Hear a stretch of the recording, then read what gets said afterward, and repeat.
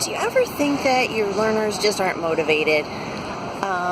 That might be the case, but that's the question we want to take a look at here on day 16 of the 40 Gameful Days of Summer, because I have a slightly different idea. Sometimes learners are, aren't motivated for a number of reasons, but a common problem that I see that gets mistaken for a lack of motivation is actually confusion.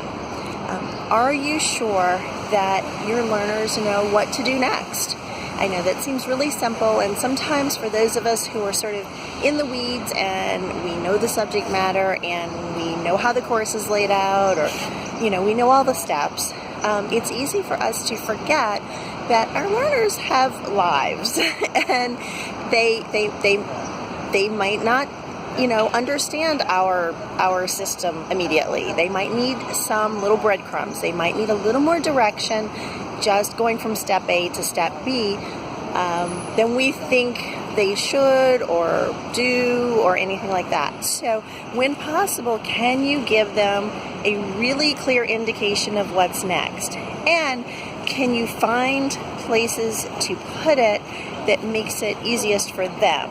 And what I mean is, I always like to try to remove as much friction from the learners finding the learning.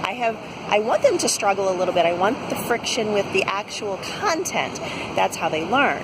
But I don't want them to have to struggle to get to the learning, to figure out what to do next, all those things that are not really related to the subject matter they're learning or the skill they're trying to develop. So, for example, if you have a series of videos, let's say, and after each video you want them to do an activity, and so maybe you just put in your syllabus, watch the video, complete this activity, and you have it all spelled out very clearly. But think about, maybe I'm an adult learner, I have a job, and I'm trying to do this in between other things and my family and all my other responsibilities.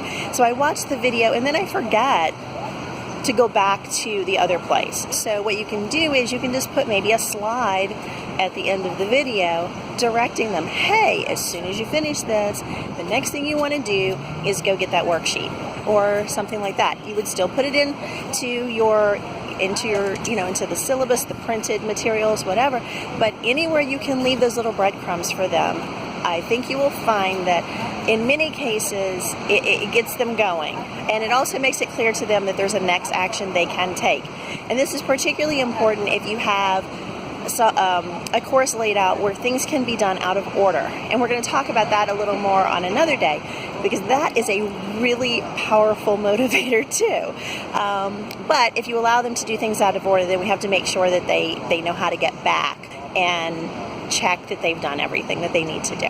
So that's our idea for today, is just where can you leave those clear messages for what they can do next. So for example, the next thing you might want to do is leave me a comment or reach out to me, send me a message, let me know what you think, let me know what questions you have, let me know which of these videos have sort of resonated for you. And I'll be back to see you again tomorrow.